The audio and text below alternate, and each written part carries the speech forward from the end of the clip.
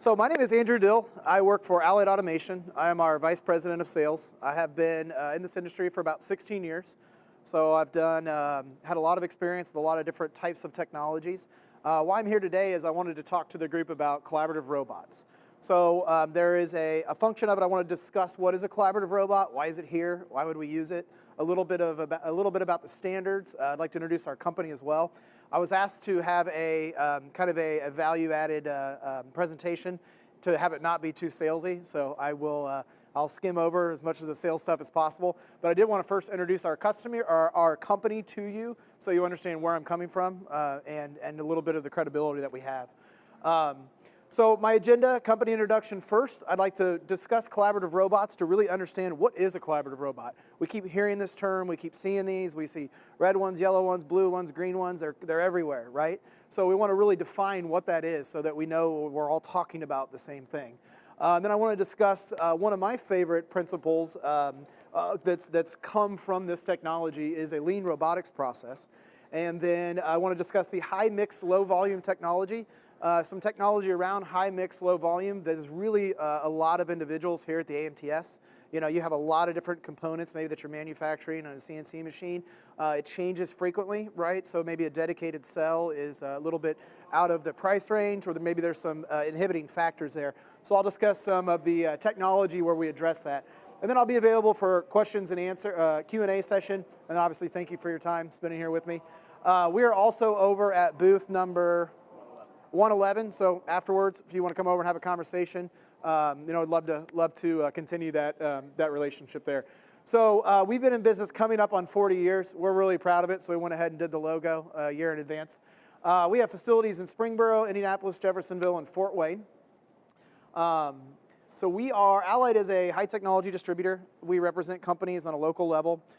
We represent a couple of different collaborative robots. Our job is to educate the customer, grow and gain market share for those organizations. How we do that is really a consultative approach. Allied comes in, we understand the application, pair people up with maybe the right integrator, maybe they do self-integration, and then pair them up with the right technology. So this is our outside sales support for Ohio. This is a group here. I don't need to go through all that, but technical support, phone support, on-site assistance, remote assistance, case handling. Application engineers, just 6, soon to be 7 there. So these individuals can help people remotely or on site. And then custom fabrication. So we build a lot of things around the robot, robot cell, guarding if you need it, conveyance systems to bring parts in and out, and things along that nature. Training is very big for us. It's big for everybody. When you as an organization look at a new technology, I have a couple of things that I do personally when I evaluate something for our organization. I will share that with you as well. And training is a key element of what we do and what we are really looking for in some of our partners as well. So last couple slides here on us, the types of automation we do: assembly, process, safety. So robotics, packaging, and converting. So that's a little bit about us, 50,000-foot view. I'll move on to the robots. So this is really why I'm here. I am here to discuss collaborative robots. Okay, so we've had industrial robots for everybody argues 20, 30, 40 years. A collaborative or an industrial robot is traditionally a robot that is doing the same thing over and over and over again. So we see it in a lot of places like automotive industry, right? Where by law you got to make parts for 8 years, 10 years, 12 years, okay? So it's very repetitive, very high throughput, the same parts. There's not a lot of variability. Well, there's a lot of trends in automation and manufacturing is that everybody wants something custom. I mean, I can go online right now and I can order a Nike shoe in 2,000 different combinations, right? I was recently at a BMW plant last year in Germany. Every single car in a line is completely different. I mean, not completely, but very different from a manufacturing standpoint. Different interior, different colors, different features within it. And they're all manufactured in the sequential process. So everything is becoming more adaptive. You have to be light on your feet. You've got to be able to redeploy assets. Manufacturing isn't necessarily, in some cases, they're not doing the same thing over and over. It's very different, right? So this is kind of the dawn of the collaborative robot. So a number of years ago, the ISO, which is International Standards Organization, came up with a new safety requirements for industrial robots, leading into this collaborative robot market. So I have this, I'll share this with you. It's every bit 89 pages and the font is like this. So if you don't need glasses, you will to read this, I promise you. So what is a collaborative robot? Well, the ISO defines collaborative robots in a number of different categories. First is safety monitored stop, hand guiding, speed and separation monitoring, power, force limiting, and force limited features, which is kind of a, that's kind of a category I just added there just for conversation. It's really the first four is how they define these. Okay, so safety monitored stop. So, and actually if you'd hit that. So in safety monitor stop, according to the ISO standards, you are allowed to use regular industrial robots. Robots that under a normal circumstance would be very dangerous, right? You go to grab it, it sees your hand, it's gonna apply more current, it's gonna wanna push you out of the way. So in these standards, they have safety monitored stop, so you can use a regular industrial robot. There's safety devices that detect employees at proximity, so you can use as cooperative operations. And basically, when you boil this down, you stop when the safety zone is violated. So what we have here is like a peripheral device. This is like an area scanner. We have a robot controller in the robot. And this is just an example of an application. So we have collaboration with this robot where there's no physical guarding, but as an operator or as an employee would breach this designated zone, we could actually stop the robot. So let me give you an example. Prior to these standards, when I would I'd want to walk in next to a robot to do whatever processes that I dictated for my operation. Well, let's say I had to lock out, tag out, dissipate all the energy. Well, how long does that process take? 30 minutes, 45 minutes, an hour to get into that cell to make a change? Well, we have a lot of customers, a lot of people that are doing automation where they need the collaboration. So let's say I have a high-speed robot and I'm doing testing for medical or pharmaceutical. Well, I might have an operator walk into the cell and load trays. Well, when the operator walks in the cell, everything is paused, right? Everything is stopped. The robot's stopped. So when you're in this cell, the robot is not going to operate in all the peripherals. So that's one of the ways that you achieve the collaborative robot standards is the safety monitor and stop. Next one, please. So hand guiding. So usually these robots need an additional device on the end of the arm. It's used for hand guiding and path teaching. It doesn't make the robot collaborative in other functions, but this is just one of the one of the categories for collaborative robots. So you can have different people's robots the ability to hand guide, right? So what you could do is, you could guide a robot in. You could even have an external exoskeleton and maybe dispense bombs. They do that sort of thing in the military, police. But this is one of the categories. We see this, it's a neat feature. Let's say you're programming and you want to do half your programming by hand, but then you really want to dive into fine-tuning the points. But that is one of the standards as well. So speed and separation monitoring. So you can use a regular industrial robot or just an all-out collaborative robot. It needs some sort of vision system or some sort of area scanner to detect the proximity of the workers. And this is used for operators that require frequent worker presence. So basically what you've seen here is with the speed and separation monitoring is that you adjust the speed of the robot based on the separation from the human to the robot. So, and there's all kinds of standards of this. I mean, they're books and Bibles this big. And we have those available if anyone would like additional information. But basically, you can have an operator walk around the perimeter of this robot, and maybe it goes at 70% speed. Well, as they breach further into the cell, maybe it goes at 30, and as they maybe get within arm's distance, it completely shuts off. So let's say you want to continue to run manufacturing while you're loading up conveyors with stuff, and you want to enter that cell. This is another way where they have collaborative robot standards for speed and separation monitoring. Okay, so power and force limiting. This is another category. There's also a subcategory for the ISO, which is 15066. This is just for collaborative robots. So these are not your regular industrial robots. They have force limit features.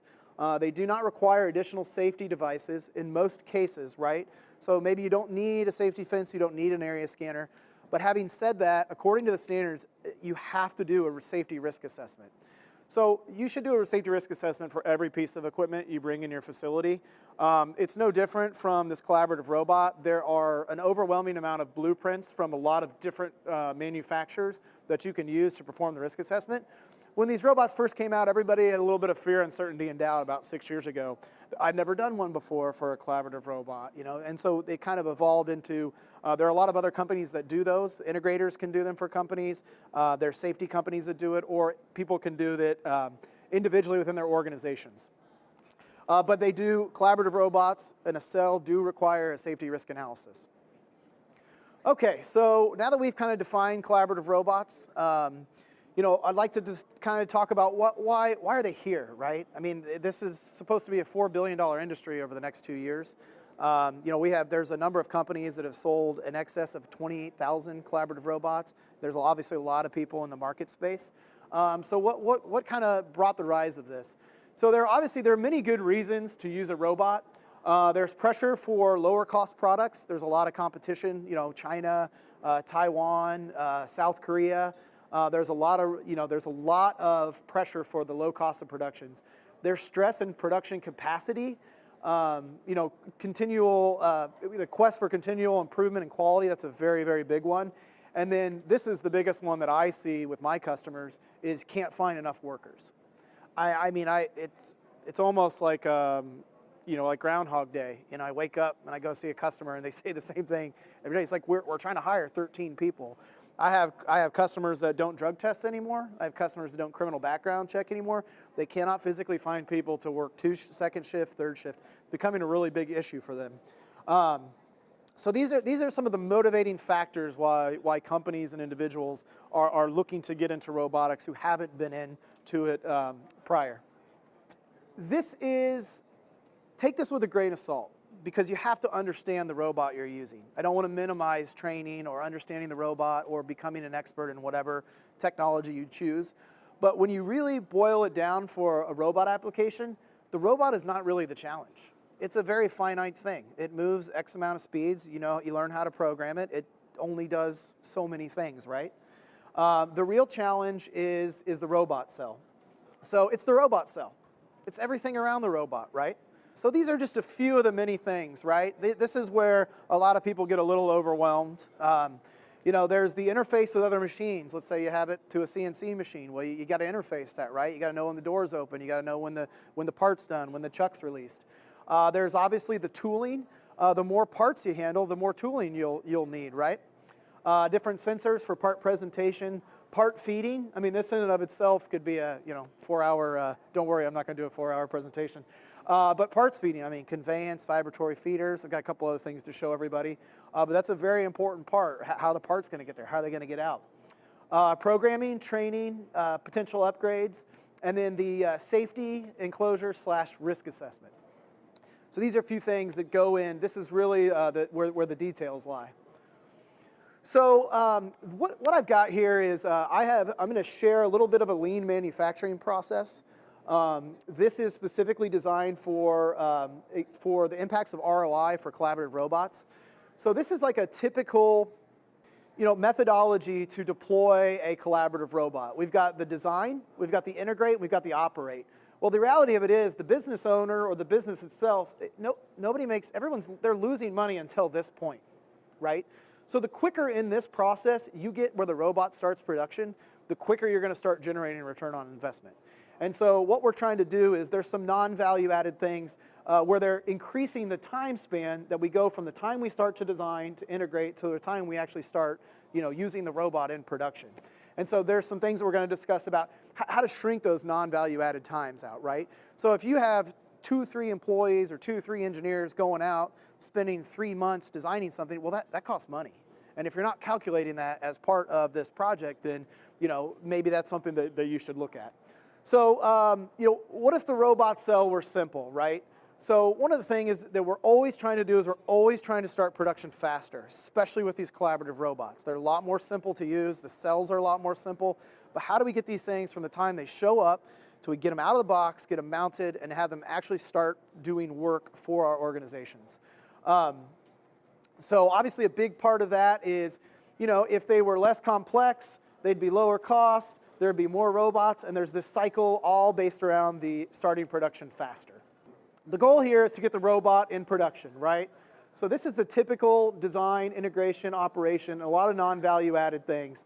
What we're trying to do here is use the lean robotics to really condense all this and get the robot production starting more quickly. Okay, so what does that look like, right? So like I said, I have an overwhelming amount of information on this. I'd love to share it with anyone who's interested. These are things that I can just give you and just go away. And if you want any more information after it or you want our help, we'd love to help you. But this is a really great baseline for individuals looking to get into collaborative robots. So, okay, we've got your preparation, right? Well, what we want to do first and foremost is identify a target cell, all right? Where can we generate the most return on investment? Now, sometimes we go into companies and they're like, I can't find people to work here. I need 30 robots. Well, okay, that's great, but let's start with one, okay? Because we're not going to start with 30 projects and get them all done in the next, 10 years, right? So let's start simple. Let's find the one. Let's prioritize here. Let's identify a target cell. Let's have defined metrics for improvement, okay? What's going to make this project work? What's going to make us want to use more of these? What does success look like? If you don't define that, then, it's just an exercise in, trying out a new technology with no really direction on whether it's successful or not. You got to assemble a team. This is critical.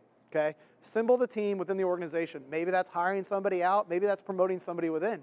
A lot of these collaborative robots, the methodology and the way to program is so much easier that it doesn't require somebody that went to school for 4 to 6 years specifically for robotics. You could take somebody that's operating a CNC machine and easily train them how to use this robot. We do it every day.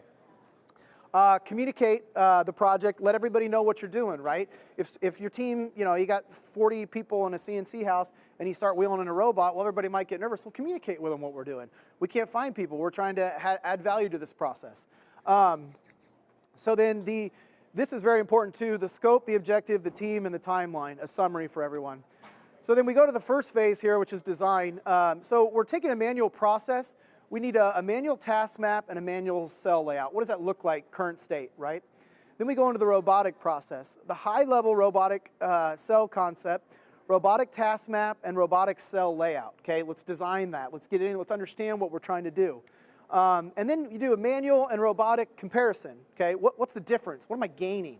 Okay, what do I hope to gain? What am I going to gain? And how do I measure that, whether it's successful or not? And then finalize the robot cell. The ROI, the de-risking, that I have a little slide on that we'll discuss. And then freezing minimum viable robotic cell, I'll explain that as well.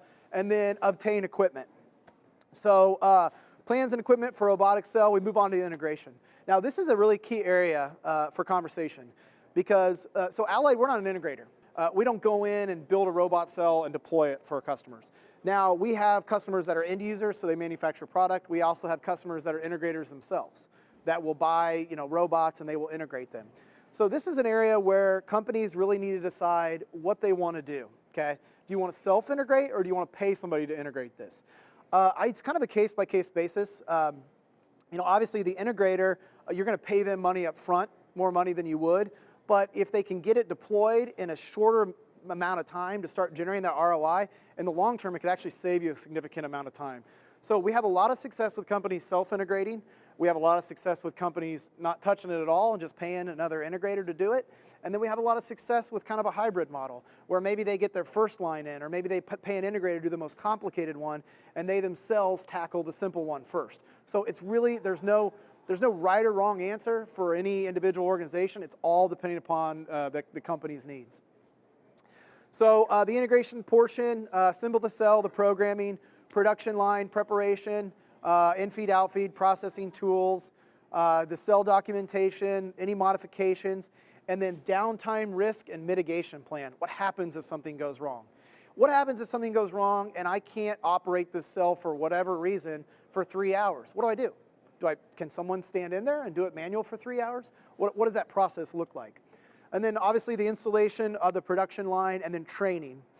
So then once you go into there, it's ready to operate, and then you move into the operate phase, which is really where we all want to be, and we want to be there as quickly as possible. And so obviously, you got your startup, your monitoring is huge. KPIs, key performance indicators. What are you looking at? I mean, what are you looking from this robot cell? Let's measure that stuff, right? Let's see if we're successful. If we're not, then let's take that investment we made and let's change it a little bit, you know? Let's get where we want to go as companies and organizations to utilize this technology to really help the bottom line. And then parts produced for sales customers. I love this slide. I'd get a tattoo of it, but I don't think my wife would let me. Start simple, prioritize, okay?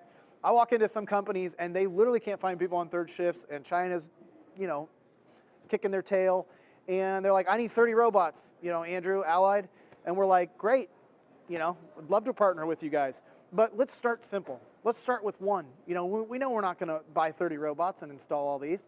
Let's laser focus in, right?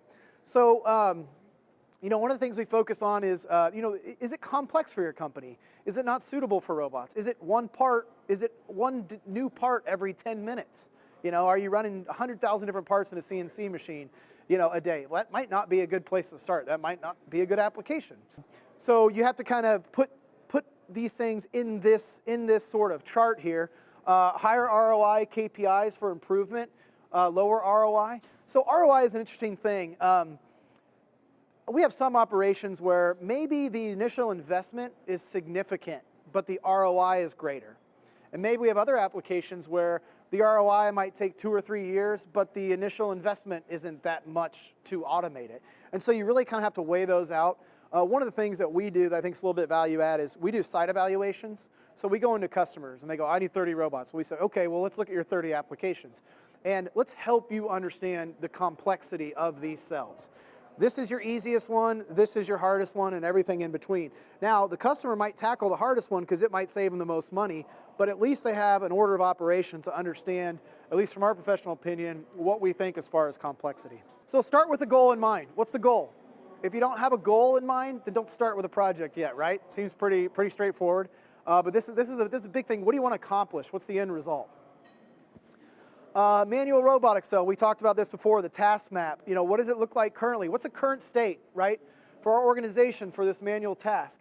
What's the layout? And then what does it look like with a robot? And what's the new robot layout? These are very important things to make tangible in the beginning design stages. And these are things that take the non-value add portions of the design stage and it shrinks that time to operation. So de-risking. So the de-risk, this isn't really integration. This is just poking holes in everything prior to, right? So, you know, what's the question, the concept is still answered. Okay, well, I've got a person, and they take, you know, the part out of the chuck and they look at it, and that's an inspection, right? So how are we going to do that? Well, my hypothesis is that, well, if I don't fix that, and I automate it, but I don't inspect it, and I ship it to Ford, Honda, Chrysler, GM, you name it, GE, aerospace, well, they're probably not going to be a customer for too long. That's a big deal, sending a bad part to a customer. So you walk through this process and you de-risk your cell, okay? So maybe you add a 2D vision inspection, a line profile scanner. You know, so what you do is everybody that has any concerns, you get together, what are the risks? You analyze them, you put hypothesis to them, you validate it, and then how do you test this, right? How do you say, okay, this is an issue, but we've addressed it? All right, so that's part of that in the design phase, the de-risk, that will really help you have a lot of foresight and allow this integration or this cell design implementation to go very smoothly. So minimum viable robotic cell, this basically means it is the simplest cell that can bring value to your factory floor, get it working before adding any nice to haves, and cobots enable continuous improvement. So what does this mean? So this means that you know, you might have, maybe you do this in stages, okay? Maybe you say, okay, first I want a robot to do this operation for 4 hours, and 4 hours a day for the first month. That's my minimal viable robot cell. And then after 4 months, I want to add a conveyor, and I want to add you know, some sort of feeding system where I can automate this for more than 4 hours. I can automate it for 8 hours. I can automate it for, you know, 2 days, whatever. There is nothing wrong with being proactive in planning and rolling things out in stages, okay? Because you can sit down and design the most wonderful robot cell ever. You're 2 months into it, and then you find out that it's not going to work out, and you've paid 1 or 2, 3 people for 2 months to create something that's never going to come to fruition. So the integration portion, the plans on the equipment for the robot cell, the robotics cell, and team ready to operate. Okay, so robot programming best practices. This is where, when you're evaluating a collaborative robot, I would encourage you, this is what I do from our organization, and how I picked our things was, I look at the infrastructure. How long has it been around? There are things that pop up in every market, especially collaborative robots. There's probably 1,000 different collaborative robots now. There's one that actually just recently kind of went under. And so I would understand who's funding them, what is their training capabilities, how many robots do they have in the field, who are their customers? Hey, can I talk to a customer of yours that's happy? If you can't talk to a customer that's happy from a robot cell or a robot, you might want to do a little bit more evaluation. So the programming best practices, this comes into allowing somebody to teach your group what are the best practices for programming the robot. Also, who and what to train. What do we need to know, and who needs to know it?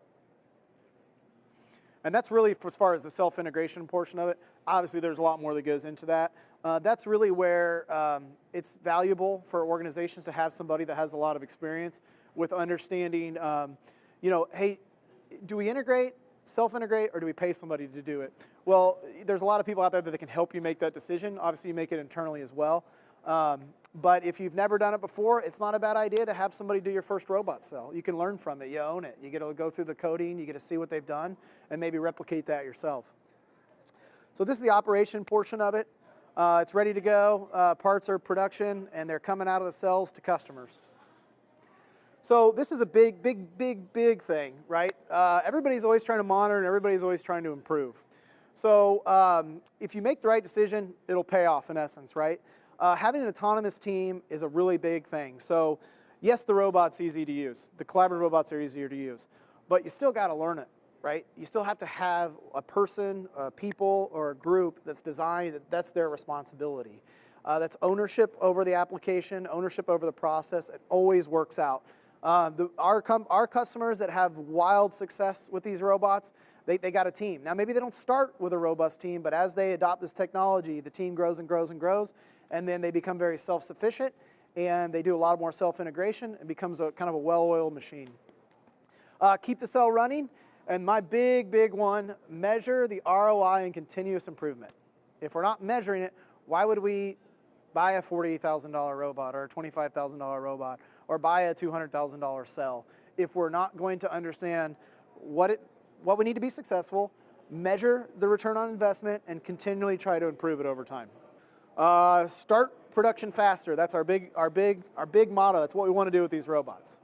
So I'd like to talk real quickly about some technologies for high mix, low volume, because this is a really big. We have a lot of customers that they want to use robotics, but they have too much variability, right? With traditional robotics and some of the earlier technology. So I wanted to share a few things with the group. So this is a company, Robotics. They make adjustable stroke grippers. So let's talk about these three things real quick. So adjustable stroke gripper, let's say I've got a part that varies in width and I have 10 different sizes. Well, if you have a standard gripper that's just for one, every time you change parts over, you got to take that off. You got to put in different fingers, have all those designed. That costs money to design it, costs money to make it. With some of the technologies like this with adjustable strokes, we can pick up any part this size, or less, or design custom fingers to even go out. So this is a way where we don't have a lot of manual processes, changing parts over. You save on the tooling. This helps for low mix. We've got some things, obviously this wrist camera, and I'll parlay into this just to vision in general. Vision guidance, right? So feeder bowls can be expensive. There's some other feeding technologies that singulate parts, so the part's always in the right spot for the robot to grab. Well, that stuff can be kind of expensive. Well, with vision, the cost of vision has gone down significantly over the last 6 years. We can locate things on a 3D environment, but also a 2D environment. So if you have parts on a conveyor coming through, we can locate it, grab it off. A conveyor and a camera might be significantly less expensive than a feeder bowl or some other device. And then it'll allow us to vary. So maybe we could have a bunch of different parts on a conveyor, and the vision system recognizes what it is and knows which machine to load it in. And then obviously, there's some monitoring, some of these things here that I won't get into details right now. Part singulation orientation, this is very important, right? Where are our parts at? Where are they located? How do we retrieve them, okay? The robot it's not a person, it's not smart. It's not gonna rifle through, you know, a box of parts and pick the right one out on its own. You're going to have to help it. So some of the technologies, this has been around for a very long time, feeder bowls, right? You're feeding one part. One of the issues with a feeder bowl for high mix, low volume is that it's only dedicated to one part, okay? Or a small family of parts. And so if you're not doing the same thing every day, every month, every year, then maybe that's just not going to work for you. So we got a few things here where there is a kind of a smart system here where we have it's a vibration system based on like a harmonic speaker system. And so we can orient parts and get them in the right orientation, have a vision system over to go pick the parts. There's also some 3D vision technologies. We got this at our booth where we can disseminate things on a 3D plane and pick them out so that we don't have to singulate them, so we can put a bin in front of a camera and a robot and pick them out of it without having an operator take it and put it into little individual nests or whatever, however we're orienting the parts. Part inspection. So let's say you know, we can't find an operator, and you know, the person that did it before, you know, they take the part out of the chuck and they look at it and say, yeah, this tab looks like it's okay. Let's put this part in the pass. Well, if we don't have that human aspect to it anymore, that's not there. So maybe there could be a glaring defect.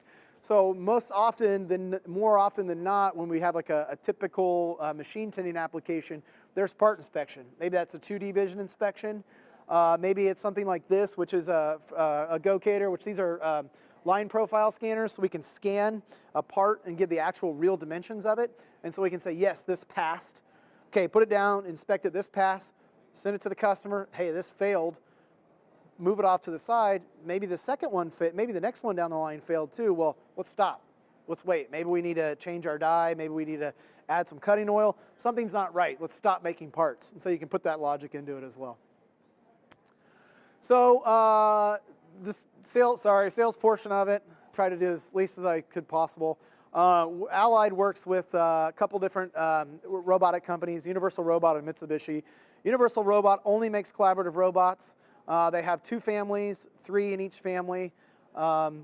It's a market leader. We love the robot. I personally picked it. I did this process when I selected it to partner with them. But if you guys want to have any interest or want to discuss this, we can do it over at our booth. I don't need to do it now. Some 6-axis robots with Mitsubishi. We can do these with some of the other collaborative methodologies. So, you know, we have a safety sensor with an area scanner. As you approach the robot, it slows down and stops. Maybe you need the traditional speed of an industrial robot. Maybe when I'm out of the cell, I mean, I got to move really, really fast and really, really precise. This is a way where you can take advantage of the industrial robot speed and accuracy, but still have safety features where you can share collaboration with humans. Same thing with these scares. Very high speed, very precise. You turn them all the way up, you can barely see them move. So, you know, we could have that operation where you're loading pharmaceutical testing or whatever, and then as you walk out of the cell, the robot resumes normal speed and operation. That's it. So, questions? Lay it on me. Anybody? Start over? Want me to start over? Any questions? Yep. Can you talk a little bit about the hourly rental program you guys get involved in? Yeah, that's a great question. So, so we have a couple of different partners. We have, actually one of them's here at our booth. They're called Ready Robotics. And so what they do is they're a customer of ours, and they buy different robots, and they mount them on what they call a taskmate. And you can rent these robots or you can purchase them, and it's actually like a cell. So it has air, has pneumatics, a gripper, and what the really neat thing they've done is they've actually created their own custom software that's an overlay to all of these robots. So you can take anybody's robots that they work with, put them on this taskmate, and operate it through their interface. Now it's kind of geared towards machine tending, but it's all graphical, and so you can rent those. Now if you rent it for 3 months, you're like, hey, I love this thing, I want to buy it. They'll just take what money you gave them for the rental and apply that to the purchase. So you can lease or buy those outright. So let's say you want to test one, right? Hey, is this right for me? Maybe I don't want to write a check and buy one. Maybe I want to rent one. And so that's a good way to do that. There's a couple of other companies that also rent out the robots as well. So it's interesting methodology. I can say that a lot of people had a lot of success with it, and then others, you know, I'm a big advocate of building the knowledge up in organizations. So if you want to get into robotics, you gotta bring people into it. You got to train them on it. They don't have to necessarily be a roboticist out of MIT, especially in today's ages, so they're getting a lot easier. But you do have to build that knowledge, in my opinion. You know, anytime in our 39 years of business, anytime a new technology has come out, and we're successful with it, everybody or somebody is always learning it and elevating everybody else up. So, well, great. Well, thank you. If you got any questions or want to have a conversation or show me something new, I'll be here for the next couple days. So appreciate everybody's time and have a great show.